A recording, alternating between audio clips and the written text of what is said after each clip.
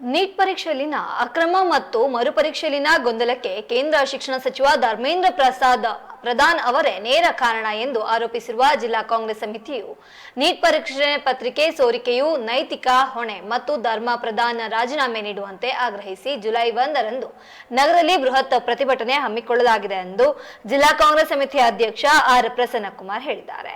ಇಂದು ಸುದ್ದಿಗೋಷ್ಠಿಯಲ್ಲಿ ಮಾತನಾಡಿದ ಅವರು, ನೀಟ್ ಅಕ್ರಮಗಳಿಗೆ ಕೇಂದ್ರ ಸರ್ಕಾರದ ವೈಫಲ್ಯವೇ ಕಾರಣ. ಹಾಗಾಗಿ ಕೇಂದ್ರ ಶಿಕ್ಷಣ ಸಚಿವ ಧರ್ಮೇಂದ್ರ ಪ್ರಧಾನ್ ಅವರು ತಮ್ಮ ಸ್ಥಾನಕ್ಕೆ ರಾಜೀನಾಮೆ ಕೊಡಬೇಕು. ಹಾಗೆ ನೀಟ್ ಪರೀಕ್ಷೆ ಪದ್ಧತಿಯನ್ನ ರದ್ದುಗೊಳಿಸಿ ಕರ್ನಾಟಕದ ಸಿಇಟಿ ಮಾದರಿಯನ್ನೇ ಅಳವಡಿಸಿಕೊಳ್ಬೇಕೆಂಬ ಬೇಡಿಕೆಯೊಂದಿಗೆ ಪ್ರತಿಭಟನೆ ನಡೆಸಲಾಗ್ತಾ ಇದೆ ಎಂದರು. ಇನ್ನು ಜಿಲ್ಲಾ ಕಾಂಗ್ರೆಸ್ ಸಮಿತಿ ನೇತೃತ್ವದಲ್ಲಿ ಜಿಲ್ಲಾ ಯುವ ಕಾಂಗ್ರೆಸ್, ಎನ್ಎಸ್ಯುಐ, ಮಹಿಳಾ ಕಾಂಗ್ರೆಸ್, ಸೇವಾ ದಳ ಸೇರಿದಂತೆ ಜಿಲ್ಲಾ ಕಾಂಗ್ರೆಸ್ ಸಮಿತಿಯ ವಿವಿಧ ಘಟಕಗಳ ಸಾವಿರಾರು ಕಾರ್ಯಕರ್ತರು ಪ್ರತಿಭಟನೆಯಲ್ಲಿ ಪಾಲ್ಗೊಳ್ಳಲಿದ್ದಾರೆ ಅಂತ ತಿಳಿಸಿದರು. ಮೊನ್ನೆ ದಿನನೇ ಹೇಳಿದ್ದೆ ನಾನು, ನೀಟ್ ಬಗ್ಗೆ ನಾವು ಒಂದು ದೊಡ್ಡ ಪ್ರತಿಭಟನೆ ಮಾಡ್ತೀವಿ ಅಂತೇಳಿ. ದೇಶಾದ್ಯಂತ ವಿದ್ಯಾರ್ಥಿಗಳ ಪರವಾಗಿ ನಮ್ಮ ನಾಯಕರಾದಂಥ ಲೋಕಸಭೆಯ ವಿರೋಧ ಪಕ್ಷದ ನಾಯಕರಾದಂಥ ಶ್ರೀಯುತ ರಾಹುಲ್ ಗಾಂಧಿಯವರು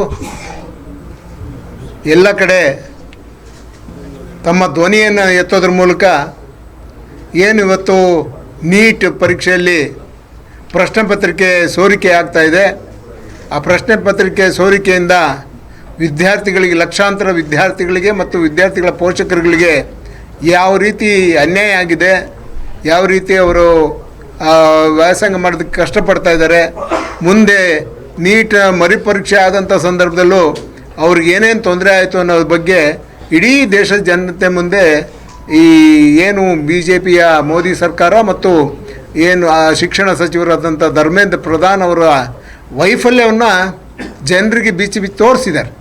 ಇವತ್ತು ಧರ್ಮೇಂದ್ರ ಪ್ರಧಾನ್ ಆಗಲಿ ಮೋದಿ ಆಗಲಿ ಏನು ಇವತ್ತು ವಿದ್ಯಾರ್ಥಿಗಳಿಗೆ ತೊಂದರೆ ಆಯಿತು, ಆ ತೊಂದರೆಯಿಂದ ಆತ್ಮಹತ್ಯೆ ಮಾಡ್ಕೊಂಡಂಥ ವಿದ್ಯಾರ್ಥಿಗಳ ಬಗ್ಗೆ ಒಂದೇ ಒಂದು ಅವರ ಒಂದು ಸಹಾನುಭೂತಿ ವ್ಯಕ್ತಪಡಿಸೋಂಥ ಒಂದು ಹೇಳಿಕೆಯೂ ಸಹ ಕೊಡದೇ ಇರೋಂಥ ನಮ್ಮ ದೇಶದ ಪ್ರಧಾನಮಂತ್ರಿ, ನಮ್ಮ ದೇಶದ ಶಿಕ್ಷಣ ಮಂತ್ರಿ ಧರ್ಮೇಂದ್ರ ಪ್ರಧಾನ್ ಅವರು ಇವತ್ತು ಏನು ನೀಟನ್ನು ಇದು ಇವತ್ತೇ ಮೊದಲಲ್ಲ, ಇವ್ರ ಕಾಲದಲ್ಲಿ ನೀಟ್ ಪರೀಕ್ಷೆಯಲ್ಲಿ ಸೋರಿಕೆ ಆಗ್ತಾನೇ ಇದೆ. ಒಂದು ಕಡೆ ಇವ್ರದ್ದೇ ಆದಂಥ ಅವರ ಪಕ್ಷದ ಬೆಂಬಲಿಗರಾದಂಥ ಕೋಚಿಂಗ್ ಕ್ಲಾಸನ್ನು ಮಾಡಿಕೊಂಡು ಅಲ್ಲಿ ಪೇಪರ್ಗಳನ್ನು ಅಲ್ಲಿ ಲೀಕ್ ಮಾಡಿಕೊಂಡು ಅಲ್ಲಿಯ ವಿದ್ಯಾರ್ಥಿಗಳಿಗೆ ಮಾತ್ರ ಅನುಕೂಲ ಆಗಂಗೆ ಮಾಡಿ ನಮ್ಮ ರಾಜ್ಯದ ವಿದ್ಯಾರ್ಥಿಗಳಿಗೆ ದೊಡ್ಡ ಮೋಸವನ್ನು ಮಾಡಿದ್ದಾರೆ, ದೊಡ್ಡ ಅನ್ಯಾಯವನ್ನು ಮಾಡಿದ್ದಾರೆ ಇವರು.